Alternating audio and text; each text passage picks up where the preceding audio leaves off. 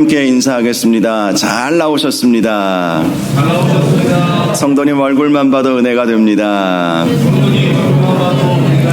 사랑하고 축복합니다. 사랑하고 축복합니다. 감사합니다. 내려놓을 때 비로소 보이는 것이라는 제목으로 말씀의 은혜를 함께 나누겠습니다. 아메리칸 인디언 중에 아파치족이라고 있습니다. 어렸을 때 인디언 영화들을 보면 호도도도도 하면서 막 쫓아오는 좋으시는 분이 두 분 계셔가지고 이 아파치족이라고 있는데요. 이 아파치족의 한 추장이 이제 나이가 많아서 은퇴를 하게 되었습니다.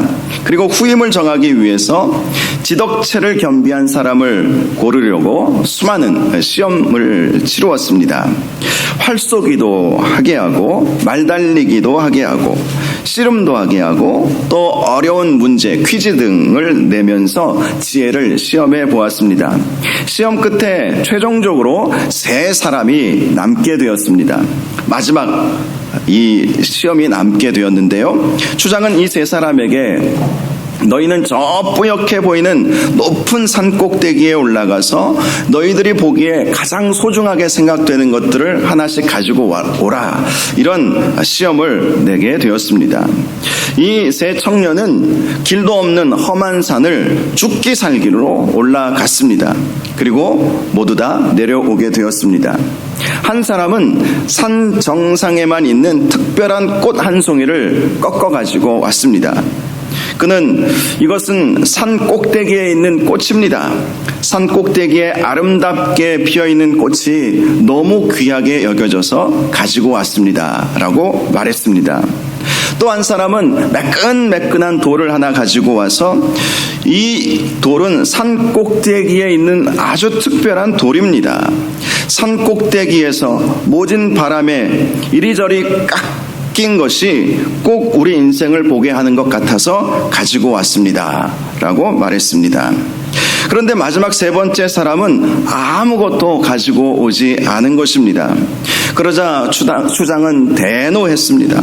산 꼭대기에 올라가라고 했는데 너 왜 그냥 내려왔느냐? 라고 호되게 야단을 쳤습니다. 그런데 그 청년은 이런 말을 했습니다. 저는 산 꼭대기에 올라가서 먼 산 너머 저쪽을 보고 왔습니다. 거기는 아름다운 강이 흐르고 있고 비옥한 땅이 있었습니다. 이제 우리는 머지않아 저 산을 넘어 저쪽으로 거주지를 옮겨야 할 것 같습니다. 저는 아주 비옥한 땅과 미래를 보고 왔습니다. 여러분, 누가 추장이 되었겠습니까?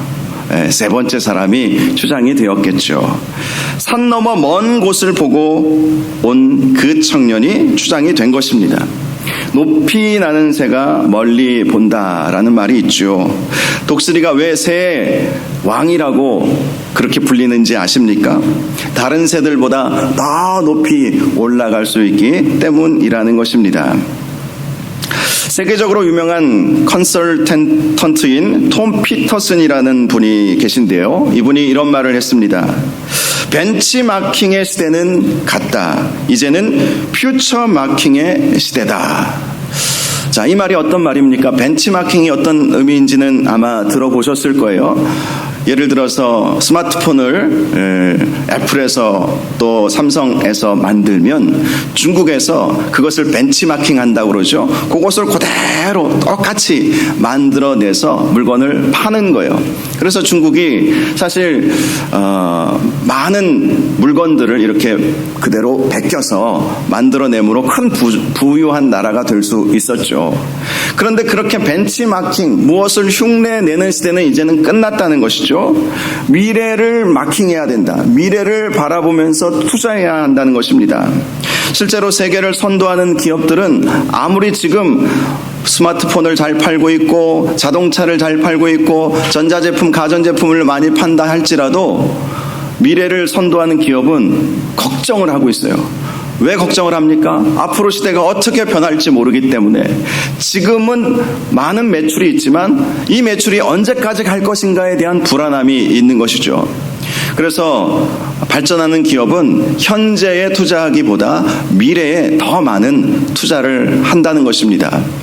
미래를 바라보고 미래의 사회가 어떻게 변해가는지를 정확하게 분석해내서 시대를 앞서가려고 하는 것이죠. 바로 이러한 사람들, 이러한 기업들이 결국은 살아남는 시대가 된다는 것입니다. 오늘 본문 말씀을 보면 아브라함이 바로 이러한 미래를 바라보게 되었다는 내용이 나와 있습니다. 오늘 본문 말씀을 보면 아브라함이 애굽에서 우여곡절을 겪은 이후의 일을 보여주고 있습니다. 먼저 1절을 보면 아브라함이 애굽에서 그와 그의 아내와 모든 소유와 롯과 함께 네겝으로 올라갔다라고 말씀을 합니다. 네겝이라고 하는 생소한 단어가 나오고 있는데요. 이 단어는 창세기 12장 9절에 보면 아브라함이 가나안 땅에 도착해서 점점 남방으로 옮겼더라라고 하는 그 말씀의 남방, 이 남방이 히브리어 원어로 네겝이라고 말을 합니다. 즉 그는 애굽에서 나와서 다시 가나안 땅에 기근이 오기 전에 살았었던 남방으로 가게 되었던 것입니다. 그런데 2절을 보면 아브라함에게 가축과 은과 금이 풍부하였더라라고 말씀을 하고 있습니다. 이렇게 아브라함이 거부가 될 수 있었던 것은 지난주에 드린 말씀처럼 애굽 왕 바로가 엄청나게 많은 은과 금과 가축을 아브라함과 사라에게 주었기 때문이었죠. 애굽 왕 바로는 사라가 결혼하지 않은 여인인 줄 알았죠. 아브라함의 동생이라고 속였기 때문에.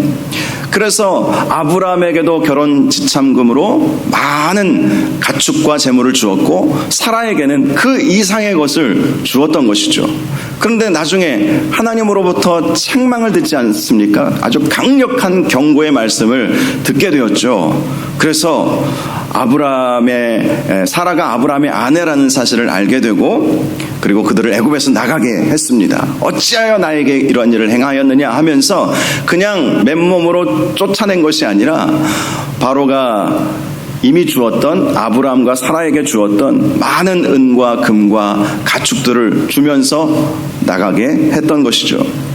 그래서 아브라함은 애굽으로부터 나온 이후에 생각지도 않은 엄청난 부자가 되어버린 것입니다.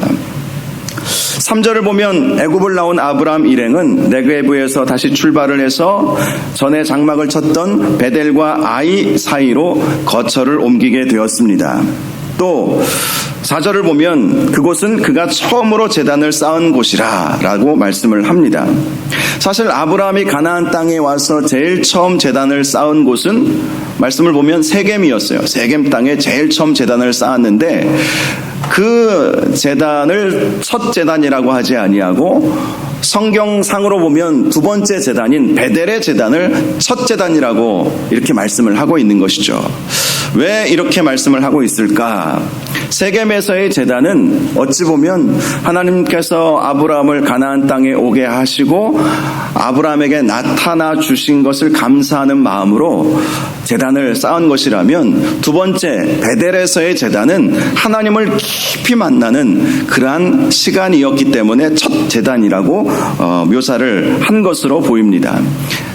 하나님 앞에 감사의 제사, 또 하나님께 더 가까이 나아가는 그러한 제사를 드림으로 그 베델에서의 제사가 그의 인생에 아주 깊이 각인되어 있는, 깊이 하나님을 만나는 그러한 제사였던 것이죠. 그래서 다시 애굽에서 나와서 그 베델로 갔을 때에 거기서 제단을 다시 쌓고 여호와의 이름을 불렀더라 이렇게 말씀합니다. 여호와의 이름을 불렀다라는 것은 회개의 시간을 가졌다는 것이죠.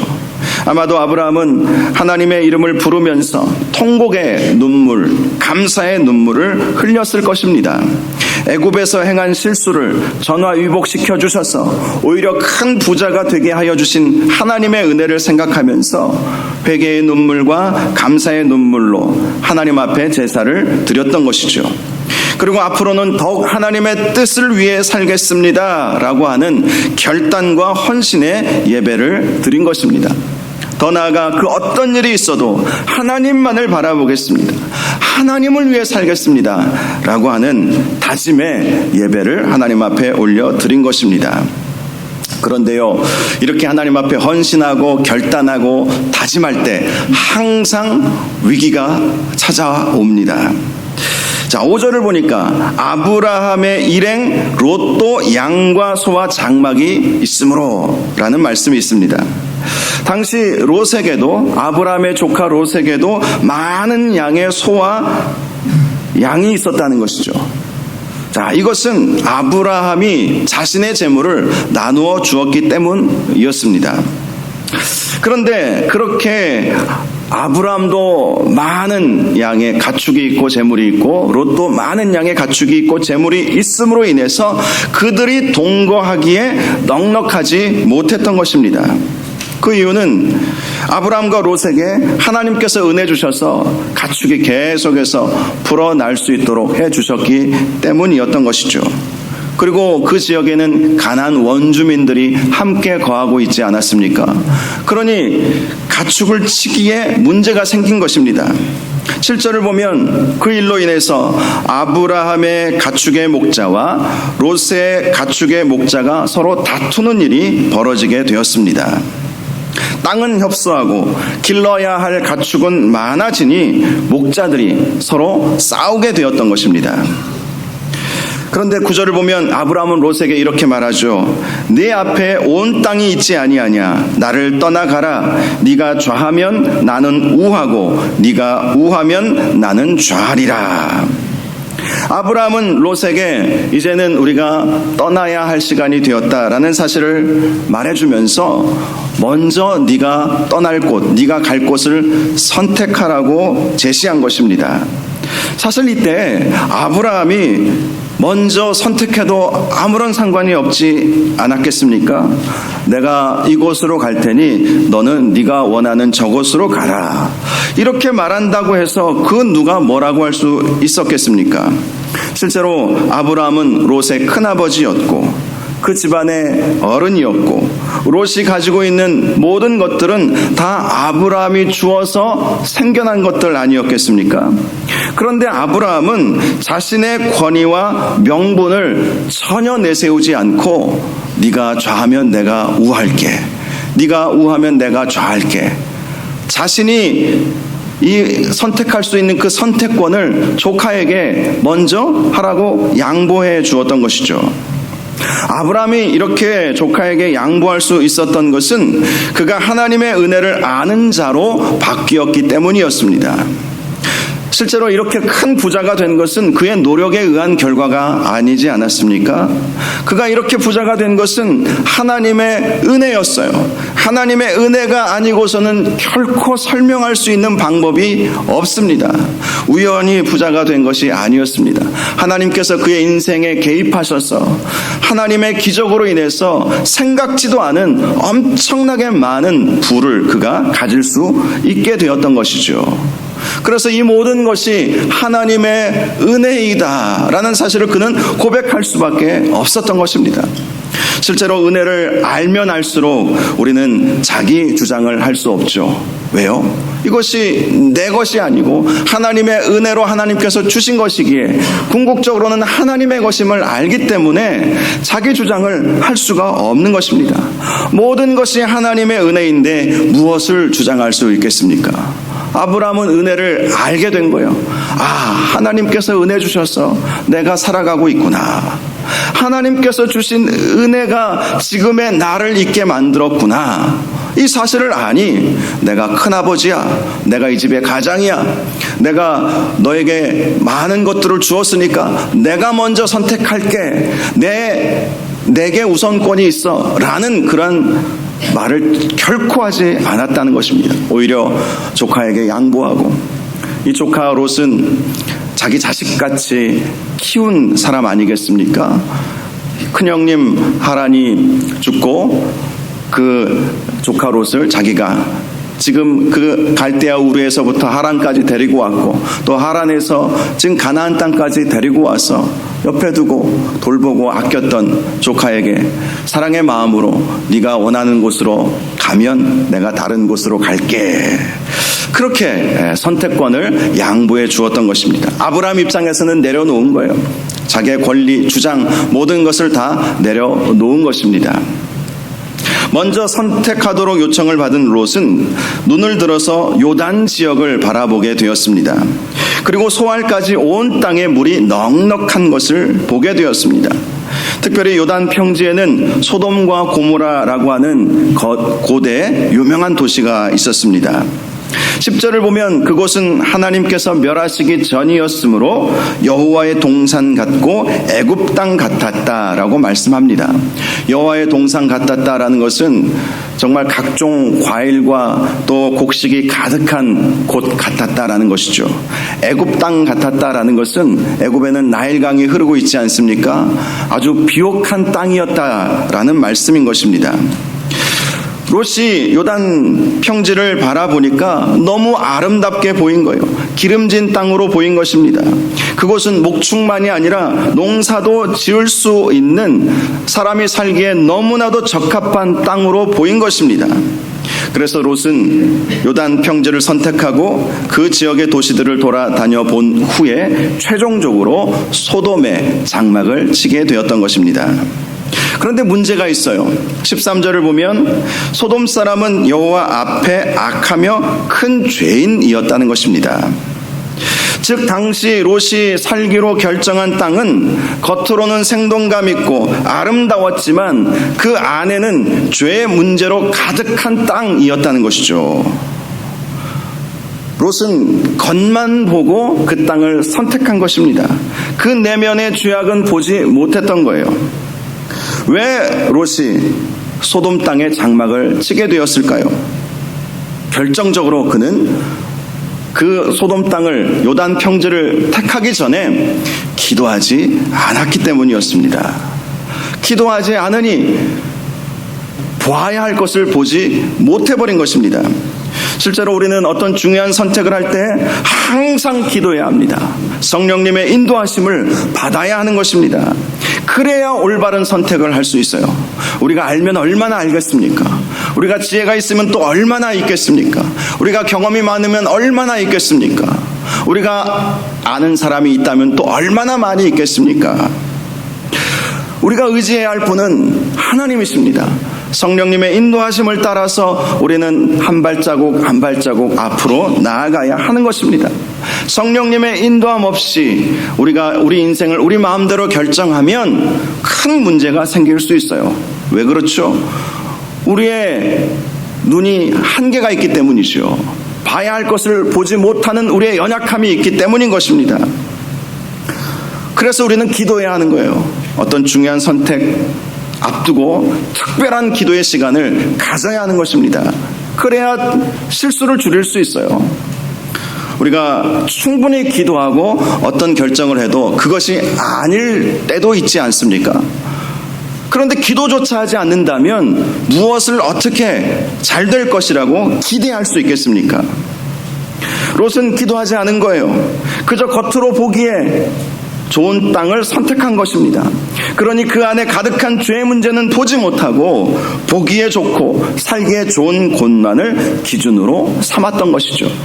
그러나 소돔 땅은 분명히 악한 사람들로 가득한 곳이었습니다. 나중에 결국은 소돔과 고모라는 멸망당하지 않습니까?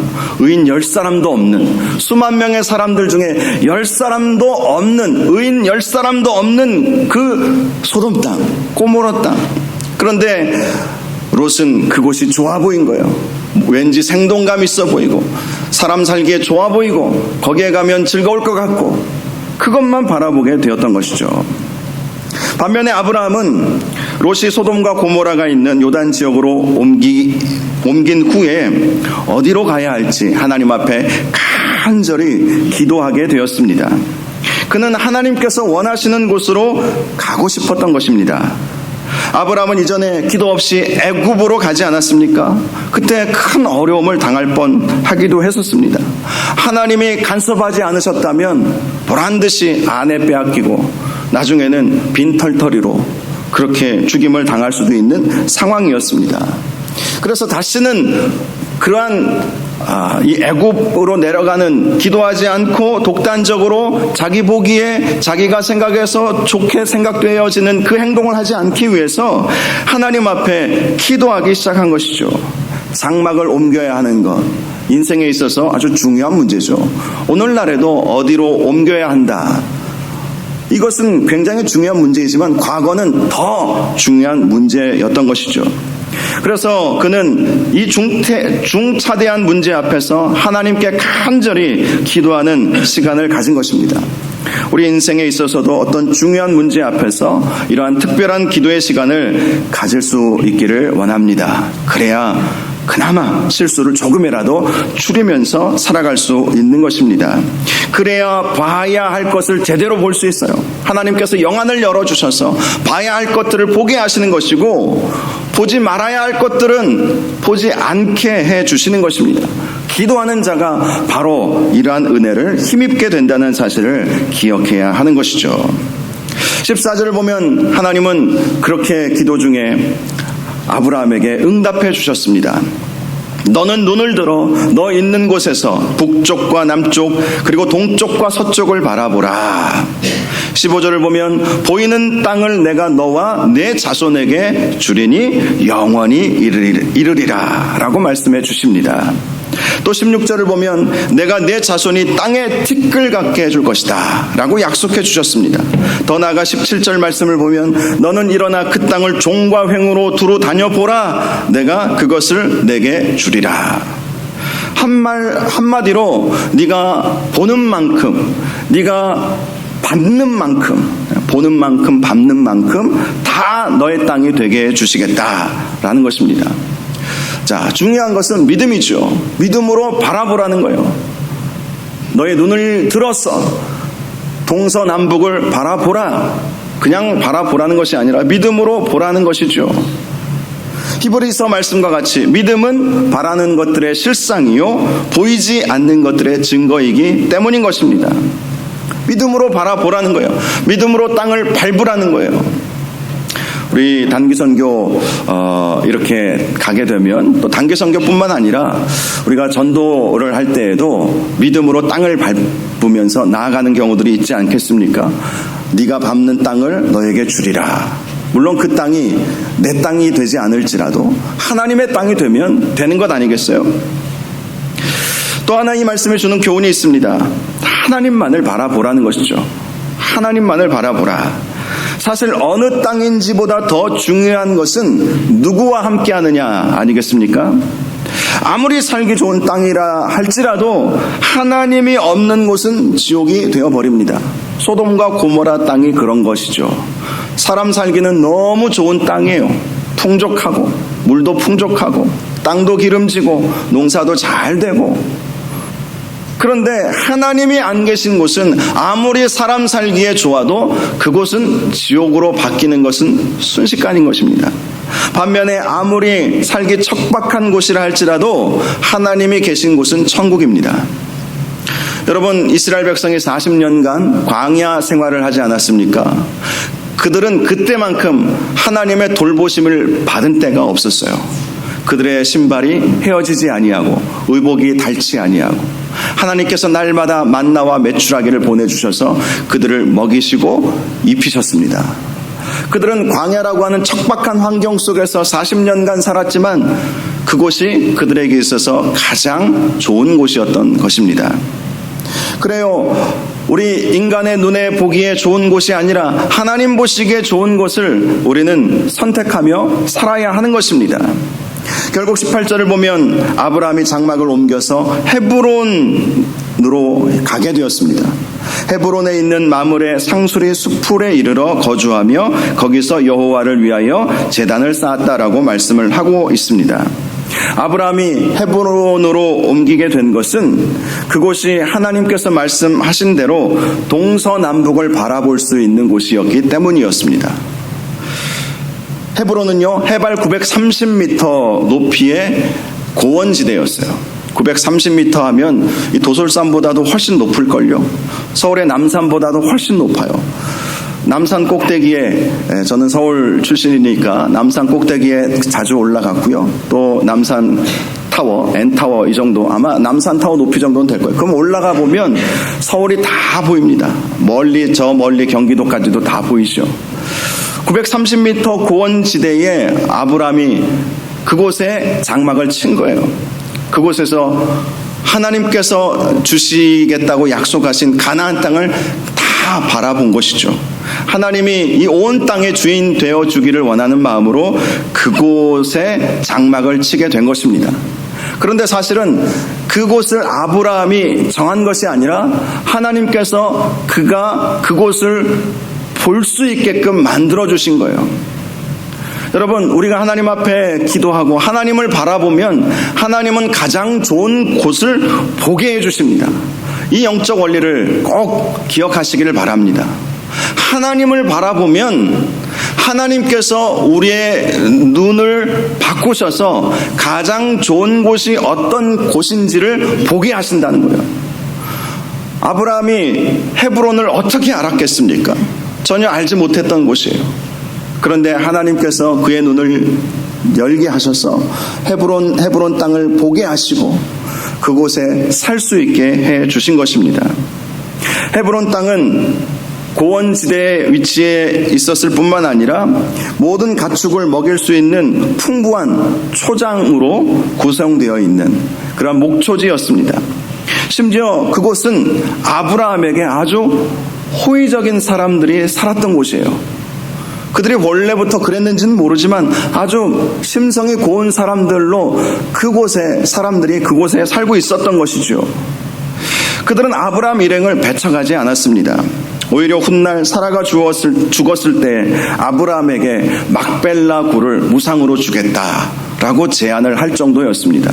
물론 아브라함은 그 막벨라 굴을 무상으로 받지는 않았죠. 충분한 대가를 지불하고 그 막벨라 굴을 사서 사라를 장사하고 자기 가족의 매장지로 삼았던 것입니다.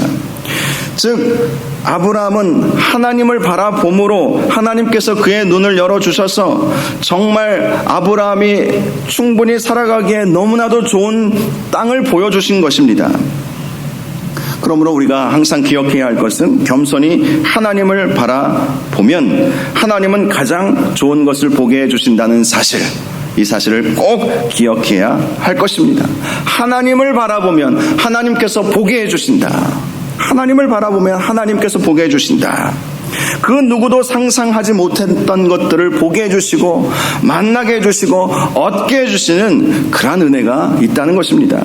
그러므로 눈을 열고 위에 계신 하나님을 바라보시는 저와 여러분들 되시기를 주님의 이름으로 축원합니다. 미국의 어떤 소년이 길에서 $5짜리 지폐를 주었어요. 그것을 줍고 나서 너무 기분이 좋아서 행여 또 이런 일이 있을까 하여 땅만 보고 살았다고 합니다. 제가 전에도 한번 말씀드렸죠. 제가 부산에 부목사로 처음 부임한 첫 해 휴가 때에 부산 송정 앞바다에 휴가를 갔습니다. 당시 미국에서 바로 왔기 때문에 다른 곳에 휴가를 갈 필요가 없이 부산에 있는 곳에, 물론 저희 집이 부산에 있었지만 송정 앞바다에서 이제 휴가를 보냈는데요. 이렇게 아이들하고 같이 물놀이를 하다 보니까 비닐이 이렇게 떠다니는 거예요. 그래서 이게 뭐지 하고 딱 집었거든요. 그랬더니 그 안에 돈이 있는 거예요. 어떤 분이 이 돈이 젖지 않게 하기 위해서 그 비닐에 돈을 이렇게 넣어놓은 거예요. 10,000원짜리 몇 장, 그때는 50,000원짜리가 있었는지 모르겠어요. 10,000원짜리 몇 장, 1,000원짜리 몇 장, 이게 있었어요. 이거 누구 거예요? 이렇게 물어봐도 아무도 대답을 안 하는 거예요. 얼마나 좋던지. 그것으로 치킨 사서 먹었습니다.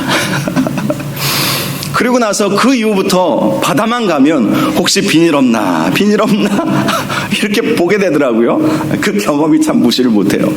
이 아이가 땅에서 $5짜리 지폐를 쳐다보면서 그 이후부터는 계속 땅만 보고 다닌 거예요. 그러다가 일생 동안 단추 29,000여 개, 머리핀 54,000여 개, 수천 개의 동전, 그리고 수많은 자질구레한 것들을 많이 주었습니다. 그런데 그는 그런 것들을 줍느라고 푸른 하늘이나 아름다운 꽃이나 새나 자연의 아름다움을 볼 기회를 다 잃어버렸다고 하는 이야기가 있습니다. 2차 세계대전 당시에 한 젊은 병사와 결혼을 해서 캘리포니아의 그 모하비 사막이라고 있어요. 네바다와 캘리포니아와 아리조나 사이에 있는 큰 사막인데요. 거기에 이제 부대가 있거든요. 지금도 거기에 가면 그 미군 부대들이 있는데 그곳으로 이제 가게 된 거예요.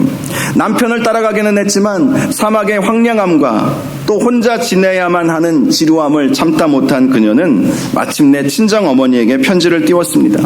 어머니, 저는 집으로 돌아가고 싶습니다. 이 메마른 사막이 그저 싫을 뿐이에요. 이곳은 살기에 너무 끔찍한 곳입니다. 그러자 그녀의 어머니가 답장을 보내왔습니다. 거기엔 다음과 같은 짧은 글이 쓰여져 있었습니다. 두 사람이 감옥의 철장을 내다보고 있었다. 한 사람은 진흙을 보았고 한 사람은 별을 보았단다. 짧은 이 문장으로 답장을 보내주었던 것입니다. 어머니가 보낸 글의 의미를 간파한 이 여인은 별을 찾아보기로 결심을 했습니다.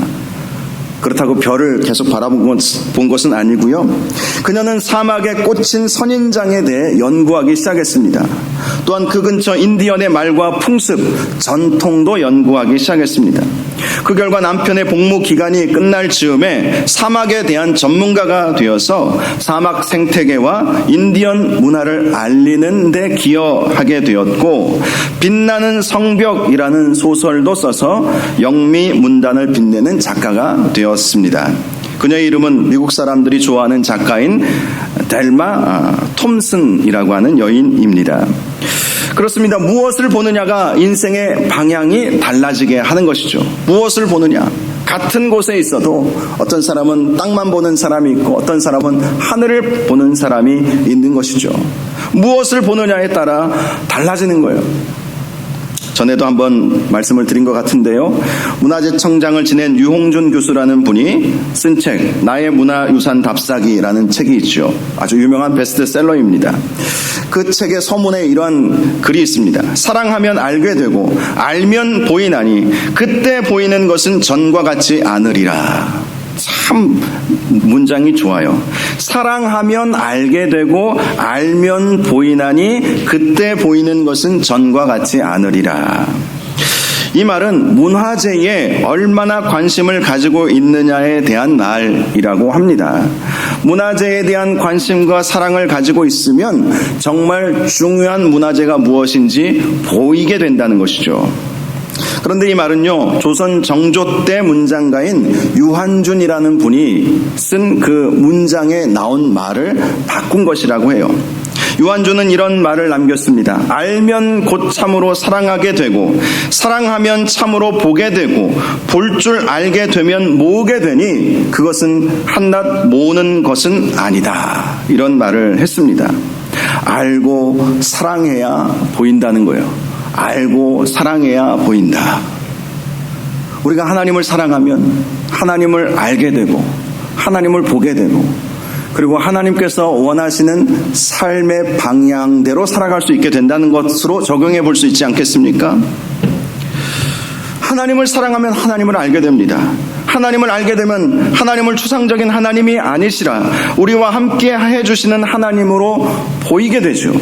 그렇게 보게 된 하나님은 이전과 다른 하나님으로 우리에게 경험되어지게 될 것입니다. 교회도 그렇죠. 교회를 사랑하면 교회를 알게 되죠. 사랑해야 알게 되는 거예요. 그리고 교회를 알게 되면 교회가 보이기 시작합니다. 교회의 연약함도 보이고 그럼에도 교회를 향한 하나님의 사랑이 얼마나 큰지도 보이게 됩니다. 그렇게 교회가 보이기 시작하면 교회를 보는 관점이 이전과 달라지게 되는 것이죠. 우리의 꿈과 비전도 마찬가지입니다. 먼저는 하나님을 사랑하고 하나님을 알아야 합니다. 그때 하나님의 마음이 보이기 시작할 것입니다. 그때부터 우리는 비전의 사람이 되어서 하나님께 쓰임을 받을 수 있게 되는 것입니다. 바라봄의 법칙이라는 말이 있죠. 하나님께서 아브라함에게 말씀해 주신 것처럼 바라보는 만큼 얻게 얻게 된다는 것입니다.